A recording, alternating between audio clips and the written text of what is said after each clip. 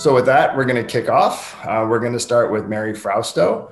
Mary is a nurse practitioner at the T.W. Lewis Melanoma Center of Excellence, and she's utilizing her dermatology-focused advanced practice nurse practitioner degree from Grand Canyon University to provide dermatologic services. She gives skin cancer screenings for all of our patients at Banner MD Anderson Cancer Center, and she's really been a great part of our team. So I'd like to kick it off to Mary, who's going to talk about what is that funny spot. Good morning, everyone. Thank you. Yes, thank you for that, Dr. Gimbel. I will be talking today about what is that funny spot or this funny spot. A lot of times we need to remember to do some skin exams. So that's where I'm going to be heading this morning. If I can get this to advance.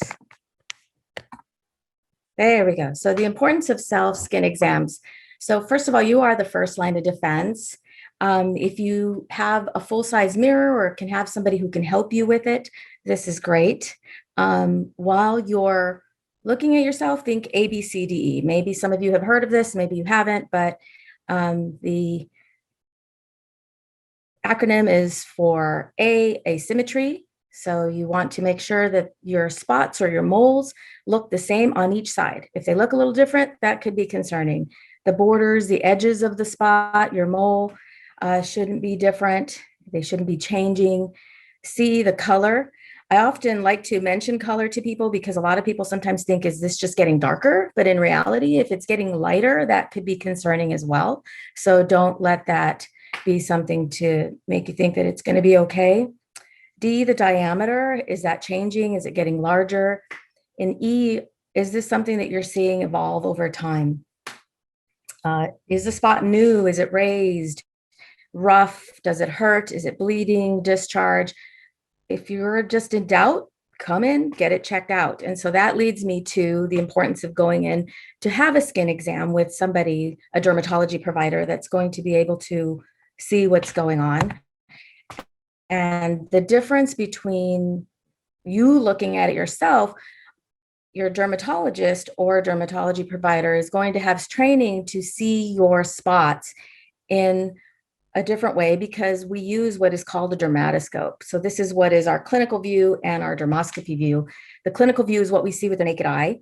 Dermoscopy view is what we see with a tool, a dermatoscope. It's a light, which allows us to see specific details and see if something looks suspicious.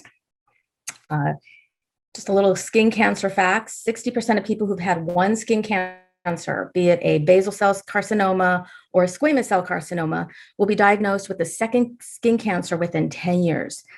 If you've been diagnosed twice, meaning you've had a couple, basals or squamous cell carcinoma, then you have a 61.5% chance of being a repeat customer within 2 years. And of course, having more of these types of non-melanoma skin cancers increases your risks, including genetics, history of sunburns, sun tanning bed use is going to increase your risk for melanoma, which is why it's really important to detect early. So that is the take home that I want people to understand with my talk here today, is that early detection does make a difference. In the US, the 5-year survival rate for patients who've been diagnosed with melanoma is 99% if detected early. The survival rate goes down to 66% if the disease reaches to lymph nodes, and down to 27% if it spreads to distant organs. So take home is get yourself looked at, take the time to look at yourself once a month, take the time to help someone help you, and then come in to be seen if you are wondering if this is a spot that should be looked at. And so what I'd like to share next is just some views of what I see or what we see clinically with our naked eye versus dermoscopy view. I'm not going to get into all the details of everything with the dermoscopy view, but at least you'll get to see a difference of what we're looking at.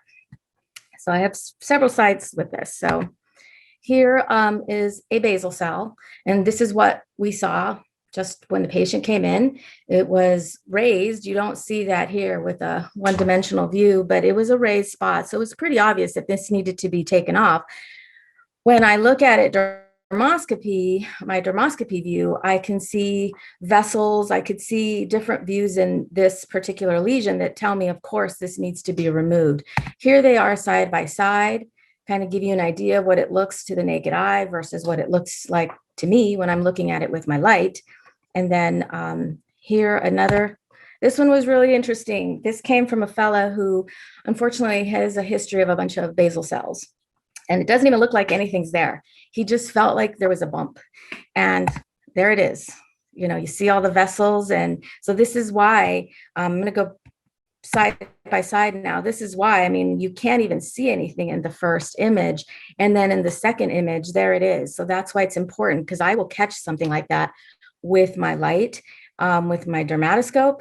And of course, we biopsied it and it came back as a basal cell. This here, again, this one does look a little bit more raised. You can tell there's something going on there, needed to come off. This is a squamous cell carcinoma. When I look at it with my light, just accentuates some of the features for me. And so I know, yes, this should be biopsied. And again, side by side, here we are. Here, another squamous cell carcinoma. This one was just a raised kind of crusted lesion. And we really thought, okay, well, we'll remove it. Here it is, raised crusted lesion. And then they are side by side. It just, my dermoscopy view is going to accentuate the features. It's going to allow me to see other vessels and structures that I need to look for within a lesion. So this is why it's important to get a spot looked at, because maybe by the naked eye, it may not look like it's anything, but at the end you realize. Moving on to our melanomas, this guy. So this is our obvious melanoma that a lot of people look at and think of a mole, a dark mole. And I wanted to put this one up because I wanted to show you with the later ones that I show you that they're not always this obvious. This one has the irregular borders. There's not asymmetry going on. So, or there is asymmetry going on here. So this is why we decided to biopsy this spot. And here again, now with my dermoscopy view, I could see more of the colors, the features within it. Obviously, this is irregular, so it needs to go. And so here they are side by side again. And so obviously this one's an obvious spot that should go based off of the ABCDEs that I talked about here. And so now I'm going to show you one not so obvious. This is a melanoma. It was just a red crusted lesion. And so we don't always think of melanoma spots as red and crusted. We sometimes just think of them as the brown spot that I just showed. And so again, dermoscopy view, I see it. This was quite raised. So of course I was going to remove it, and it did come back as a melanoma. And so here they are again, clinical view versus dermoscopy view. And then again, now here, this one's an interesting one, and I wanted to show everybody because people think of sunspots as if just little sunspots. They're not anything, but this was the sunspot. It came back as a lentigo melanoma. It was in situ, meaning it was only on the surface, but as you could see, it from the clinical view, it just looks like a little patch of a dark spot. But then when you look at it, dermoscopy view, there is a lot of irregularity going on there. So of course we decided to biopsy it. It did come back as a melanoma. Fortunately, it was only on the surface, but don't be fooled. If you have a sunspot that you're not sure of, come in and get it looked at. So the next and the last one that I'll be showing today, this looks almost pretty regular. You know, it's round, it's just a spot there. But then once I look at it with my dermoscopy view, you start to see some of the features within it, that it's got different colors in there. And so we decided to biopsy it, not to mention the fact that this was the only spot he had on him that looked like this. So that's another take home, that if there's just one spot doing one thing that's just doesn't seem okay or just different from every other spot that you have, that probably should get looked at. So this one was fortunately just on the surface, also a melanoma on the surface. So we were able to remove it and he did just fine.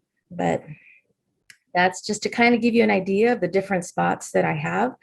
And so if it's melanoma, just know that it's never too late. Wear your sunscreen, SPF 30 or higher. Don't forget to reapply every 2 hours.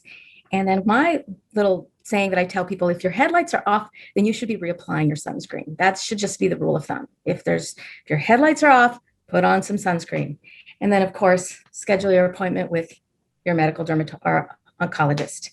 And so that's all I have today, Dr. Gimble. Great. Thank you, Mary.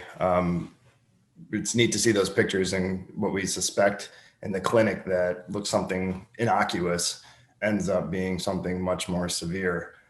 So dermoscopy has been, I think, a very useful tool for your practice and dermatology in general to be able to identify a lot of these suspicious lesions. So really appreciate what you bring. Not only do we say, follow some of these spots, but anything that's new that shows up, I think should get biopsied, especially if you have a history of skin cancer, anything that's changing. A lot of things that people have and they follow over time. And as they start to change, they can start to turn into skin cancer. So definitely needing longitudinal follow-up with dermatology is key. So thank you for being part of our program.